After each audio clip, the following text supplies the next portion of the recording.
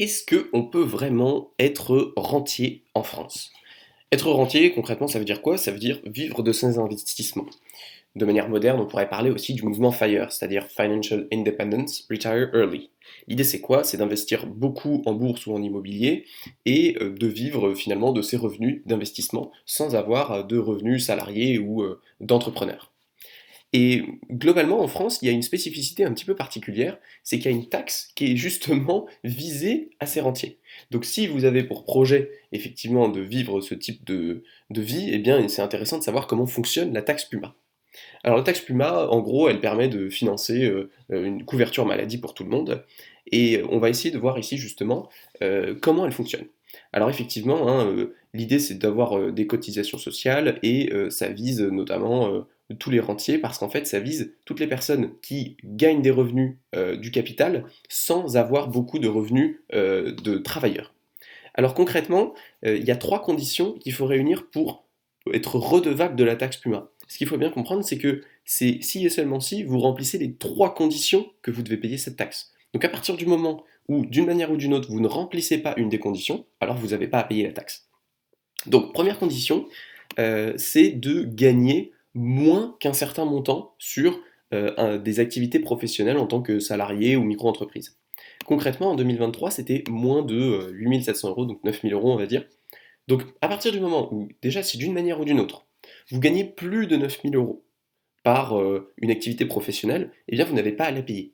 Donc, ça veut dire que, en fonction de ce que vous faites comme métier, vous pouvez être, je sais pas, vous pouvez être freelance, micro-entrepreneur, gagner 9 000 euros, et vous n'avez pas à payer cette taxe, peu importe le nombre de dividendes ou que de plus-value que vous vous versez. Donc ça, c'est une première chose, et c'est une première solution pour ne pas avoir à payer cette taxe. Deuxièmement, c'est si vous avez évidemment, ça ne concerne pas les personnes qui sont en retraite, invalidité ou rente ou chômage. Bon, ça c'est peu probable que ça vous concerne si vous soyez rentier, effectivement. Et la troisième est intéressant, c'est que ça ne concerne que les revenus du capital supérieurs à 22 000 euros en 2023. Alors à chaque fois, c'est ajusté de l'inflation, hein. Concrètement, ça veut dire quoi? Ça veut dire que si vous faites votre vie avec 15 000 euros et que vous sortez ces 15 000 euros de votre compte en dividende, vous n'avez pas à payer la taxe Puma. Sachant que, mine de rien, vous pouvez avoir 22 000 euros. Bon, on n'est pas loin de 2 000 euros par mois. On est plus à 1 500 euros par mois, mais bon, il y a beaucoup de gens qui vivent avec 1 500 euros par mois, surtout s'ils n'ont pas besoin de travailler. Donc, c'est pas non plus impossible. Ça concerne plus, du coup, quelqu'un qui voudrait être rentier et avoir des revenus importants. Donc déjà, si vous comptez être entier et pas gagner beaucoup, ça ne vous concerne pas du tout. Ensuite, quand bien même, admettons, ça vous concerne. Comment ça se calcule? En fait, ça se calcule sur la tranche entre les 22 000 et environ et 350 000. Donc si vous gagnez 4 milliards pour une raison obscure, bon, ça vous pose pas de problème. C'est pratique pour Bernard Arnault. Et surtout, si vous gagnez juste 23 000, en fait, vous payez que, c'est un peu comme les impôts, hein, entre 22 000 et 23 000, donc vous payez que un pourcentage pour ça, sachant que le taux est existant, mais pas non plus monstrueux, hein, c'est 6,5%, et il est dégressif pour atteindre 0% au maximum.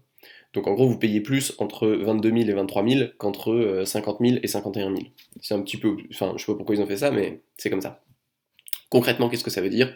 Ça veut dire que cette taxe, finalement, elle vous concerne si vous avez prévu d'être rentier, c'est-à-dire de vivre de vos investissements, d'avoir zéro activité professionnelle, même pas en micro-entreprise, même pas un temps partiel, et que vous avez prévu de gagner plus de 22 000 euros par an.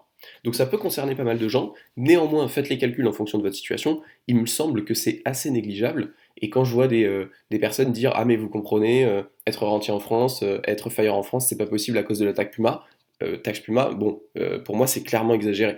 La taxe Puma, effectivement, c'est un petit peu de réduction de pouvoir d'achat dans certains modèles de FIRE, mais pour la plupart des gens, ça change vraiment pas grand-chose, parce que la plupart des gens vont soit pas gagner assez, donc pas être au-dessus de 22 000 s'ils vivent qu'avec des dividendes, ou alors ils vont continuer d'avoir une activité un petit peu en freelance sur le côté, et ils vont faire 10-12 000 euros avec, sachant que si on est qualifié, ça demande pas beaucoup d'heures de travail, et que ça va les exonérer finalement de la taxe Puma. Et quand bien même ils ont besoin de la payer, sauf s'ils gagnent 200 000 euros par an en dividende, il y a peu de chances qu'ils payent beaucoup avec ça. Là, on prend l'exemple, typiquement, ils disent Monsieur Poinçon, il a 120 000 euros de dividendes, il est président d'une SASU, mais il est quand même assez stupide pour pas s'être donné un salaire suffisant pour dépasser le montant, admettons. Et dans ce cas-là, il doit payer 4 400 euros. Sur 120 000 euros de dividendes, ça va quoi. Il n'y a pas de folie non plus, quoi. Bon, pour la payer, il suffit d'aller sur l'Urssaf, c'est pas très compliqué. Donc concrètement, pour moi, la taxe Puma, c'est pas un contre-argument important au fait d'être rentier, en tout cas d'un point de vue financier. Ça n'empêche rien du tout. Ça demande juste effectivement de se demander est-ce qu'on peut avoir une des conditions qu'on ne remplit pas pour ne pas y être sujet, et si on doit vraiment y être sujet, bah faut faire les calculs pour le prendre en compte. Et ça demande peut-être un tout petit peu plus d'épargner, mais néanmoins, je pense que le système de santé notamment en Europe et en France fait qu'en réalité, être fire en France, c'est beaucoup plus facile qu'être fire aux États-Unis, même si les salaires sont moins élevés. N'hésitez pas à me dire ce que vous en pensez en commentaire, et surtout si j'ai fait des erreurs ou si vous avez des choses à rajouter. Bonne journée, au revoir.